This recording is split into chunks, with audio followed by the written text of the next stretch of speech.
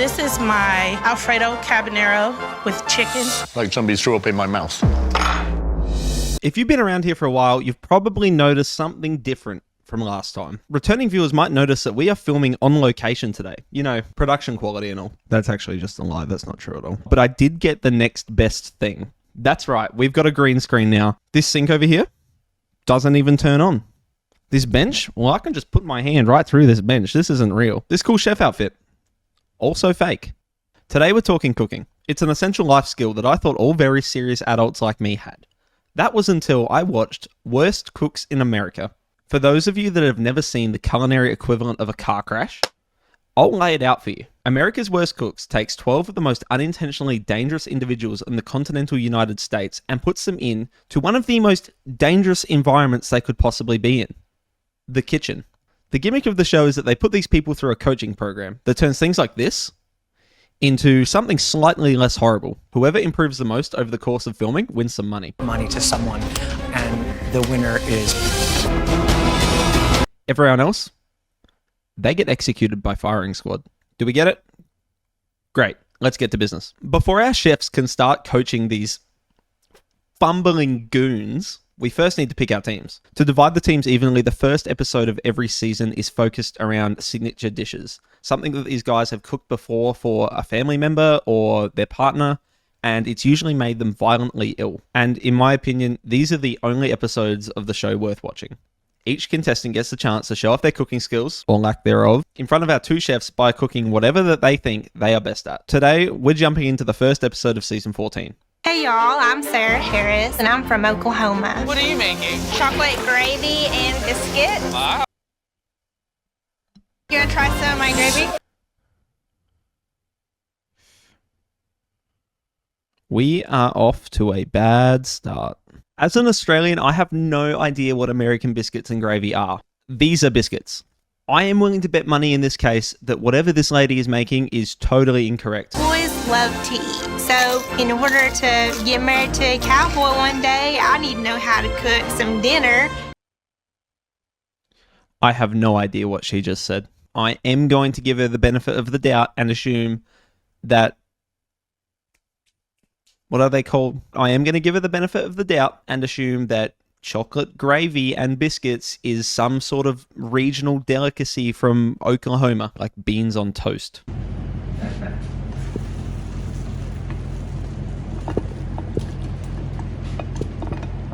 Sarah, what's in the food processor? Scrambled eggs and cheese and sausage. Interesting. That was pretty much my thoughts when I saw this part. Like, there's nothing inherently wrong with the combination of foods and what she's doing to combine them, but it's not right. My biggest concern so far, though, is that her gravy is the consistency of a sloppy dog turd. But I don't know. Let's just see how it turned out. Sarah. Oh, God. I made chocolate gravy covered scrambled eggs. I just don't understand. You can really tell that Chef Burrell here is trying not to be rude, but she's letting out the expression of a really disappointed dad. I would know. Just don't understand eggs and sausage with chocolate gravy. Well, that's what I eat in Oklahoma. This guy's just nodding along like, hell yeah. That's what my mama makes me for breakfast every Saturday. She gets their proteins, puts them in the food processor, and slaps some chocolate gravy on top. Someone from the US, though, please confirm that this genuinely isn't real, because I refuse to believe it. There is no way that this is a food. I'm getting too hung up on this. Let's just move on. Hey, how do you know which one to use? I'm Jessica. I'm an EMT. When you dial 911, I'm the one that shows up at your door. Jessica here, she saves lives as a job.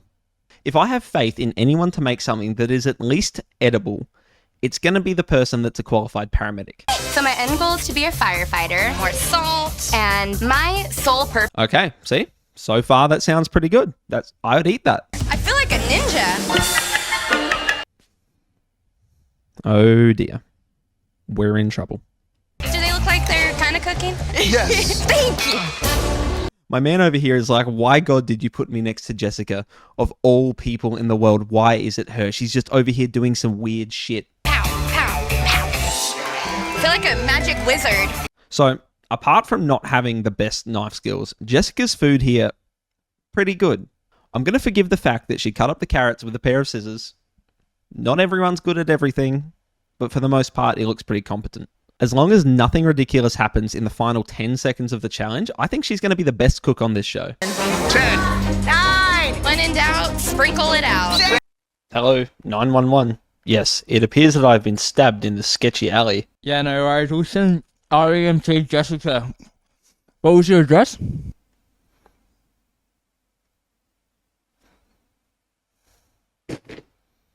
Rainbow shrimp skewer with a vegetable medley. What on earth? Sprinkles are good on everything. That is false, and this is the kind of attitude that got you on the show.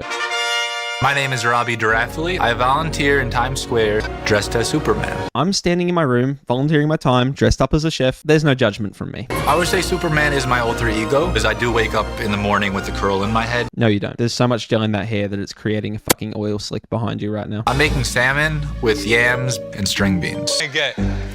Use your X-ray vision, Clark. So I'm going from the frying pan to the boiling water because it's double the pleasure. Why on earth would you do that? It was coming along so well, and then he goes, out of the frying pan, and let's just boil the fuck out of it. Let's just ruin it. Let's just ruin it completely and make it soggy. What is that? Salmon. How do you know it's cooked? I'm about to try it. No, Robbie, no, don't eat it. No, it's very clearly raw.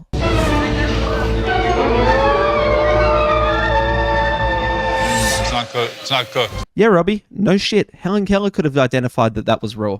You didn't need to stick it in your mouth to find that out. The kitchen is my kryptonite. He better hope his true kryptonite isn't foodborne illness, because he's lucky that doesn't kill him. Standing next to Superman from home has to be the most Italian man I've ever seen. How do I know he's Italian?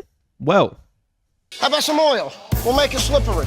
I'm Frank Scuderi. I'm Italian, growing up Italian. Come from an Italian family. Oh, it's done. It's stuck to the wall. It's done. It's the old Italian trick. I got a razor blade. I saw in a movie they cut the garlic with the razor blade. I was making No, you didn't. a little eggplant parmesan. Oh, what'd you say? Parmesan. I don't even know what that is. My grandma will come out of her grave and kill me. You know what I mean? Are you Italian? Yeah, but don't tell nobody. I just know, okay? I just know. There's signs. There are simple signs. I try to make eggplant parm. It just doesn't come out the way my mom makes it. There's too much time on the gravy. Do you know what that looks like, Mr. Italian Man? That looks like that pink goo that comes out of the... You've all seen the picture. Come on. You've all seen the picture. It looks like that pink goo that they use to form the McDonald's chicken nuggets. Realistically, though, to Tony Soprano's credit over here, his Eldritch Spaghetti Demon is probably the most safe food to eat so far. Like, it's not a downright biohazard. On the topic of biohazards, though, this is Marcus. Marcus Ellis, and I'm from Queens, New York. I'm losing weight by the minute here. I'm making my famous cinnamon Cajun fried chicken. Apart from the horrific combination of words that just came out of this guy's mouth, I quite like Marcus. Women find me sexy. Got the guns going and the midsection areas tightening, but I can't cook. You can tell that all of Marcus's cooking knowledge has come from YouTube Shorts the minute he went and did this. That being said, making fried chicken is easy. Like, get your chicken, dip it in the flour, in the goo, back in the flour, drop it in the fryer. Easy, right? Impossible to mess up. As long as it's cooked, you'll be fine. I do it again. Oh my God, the pressure. What is that? Never mind what I just said, because Marcus here has chosen to cook his meal in Castrol GTX high mileage motor oil. Once you taste this chicken, then you're going to make me one of your head cooks in your restaurant. The confidence on this man, just look at him. He is dripping with confidence. The chef comes over and he's like, Marcus, why is it black? And he's like, Chef, you haven't tried my chicken. You don't know. All right, this is meant to happen. When you try this, I'll immediately become head chef in one of your restaurants. You don't know, chef. This is a secret to fried chicken. You have cinnamon Cajun chicken. That went exactly the way I thought it was going to go. I'm Janice Henry. I'm a mother of 3 beautiful girls, and they want to eat every day.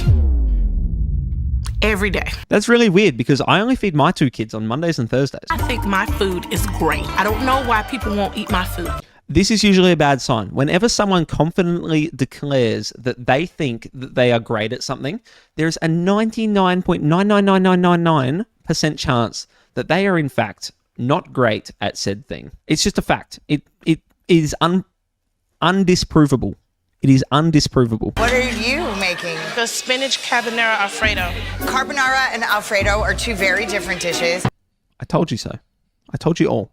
You all heard me say it. Also, I just want to point out that none of these vegetables here belong anywhere near an Alfredo or a carbonara. Like, there's a tomato. Why is there a tomato in there? And why are there peas in there? Why is any of it in there? Why is there spinach in there? Has she never seen an Alfredo before in her life? Oh, they're ramen noodles. Yes! You know what really bothers me about this part right here? It's that I know that there is dried pasta available.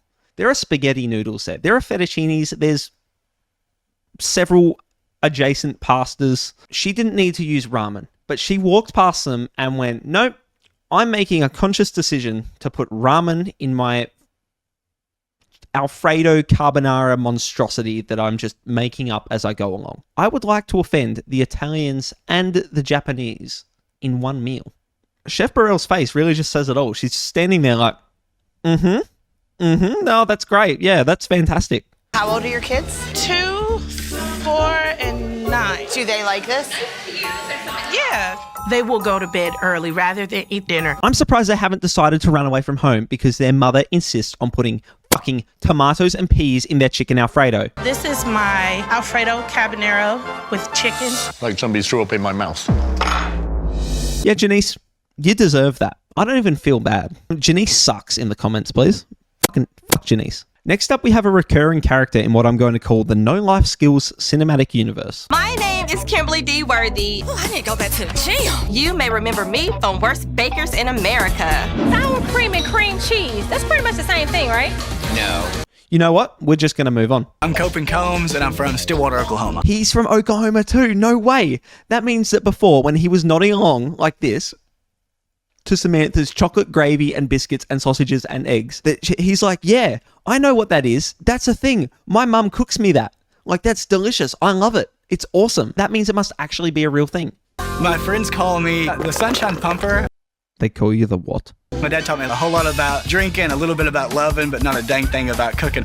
Do you people over there in America, have you guys ever heard of home economics? And, you know, hang on. Yes, I'm stealing this image, all right? Sue me. It's for educational purposes. Do you guys not have this kind of classroom in America where you go in and there's a teacher there and she teaches you all sorts of things? Like, she teaches you how to measure and basic knife skills and things that these people just don't really have. Like, this seems to be a serious fault in the American education system if you do not have a home economics classroom. Pasta's simple to make. This can't be that hard. We got noodles here. I don't even think they count as noodles. They look like severed fingers from children. My name is Timmy Talk. This knife is not sharp. Timmy, how about turn your knife over and use the sharp side? Before we even address the upside down knife in the room, that was not an appropriate way to cut anything. What's his name? Tiki Tok just went in there and just started. I know I'm the worst cook in America because my boyfriend. I've tried cooking for him a couple times and I've hospitalized him. When I'm bartending, I'm always front of the house, so I have no idea what goes on in the back. Was your boyfriend hospitalized for alcohol poisoning, perhaps? Because that was an absurd amount of vodka to put into anything. Have you ever cut an onion before? Yes, Bradley. Every single person living on this planet has cut an onion before. How have you not? I'm Bradley. I'm a model. That's on me. Kind of walked into that one. My secret recipe for success is a dash of confidence, a sexy smile, and a wink. Yeah, mate, just keep winking at that onion and you'll be fine. You're golden. I work on cutting stuff. I don't think Bradley realized how close he just came to severing that finger. He was so close to going to the hospital and his life changing forever. Make sure it looks good. Oh, that's not good. I'm just fucking tired, man. I'm just tired. Like, come on. I'm Marianne Rapasarda. I'm married. I have 4 daughters and 7 grandchildren. When I try to cook, I know it's done when the smoke detector goes off. Marianne, you're 67 years old. If you've lived through World War II without learning how to cook and, you know, you've seen 3 presidential assassinations by this point, I think you're good. Like, really, just don't even bother trying to learn. Making chicken parmesan over spaghetti. That actually sounds pretty tasty. I wonder what her secret is. My secret weapon in the kitchen is garlic powder. I use it for everything. It makes anything taste better. Write that down! Write that down! I bet Marianne genuinely does think that garlic powder is some underground spice that no one's ever heard of before. Got to be hang around special circles to know about garlic powder. People must be like, Marianne, this chicken, it's made me sick. Like, what have you done here? And she goes, definitely not garlic powder. I'm Rudy. I may look Korean, but I am 100% Italian. I am making chicken fried rice raviolis. That sounds unbelievably disgusting. In the Asian culture, they usually cook their dishes in banana peels or coconut peels. So I'm gonna throw this banana peel in the water. There we go. Now, I don't know very much about Korean culture. I'll be the first to put my hand up and admit that. So whatever he's saying, I'm going to go ahead and agree with it. What is going on here? Okay. Is this a banana? Yes, it is a banana peel. In Korean culture, they cook their dishes on banana peels or coconuts, so I just thought to throw a banana peel in there for, Banana leaves. Oh, I didn't know that. Fuck, you really make me look a fucking idiot. Now that we've seen the level of talent we're working with, it's time for the chefs to divide the teams up evenly and hopefully turn them into something less horrible. But unfortunately, that's all we have time for this episode. Maybe I'll do a follow-up. Maybe I'll completely change the content and format like I have every other upload. Thanks for watching. Bye.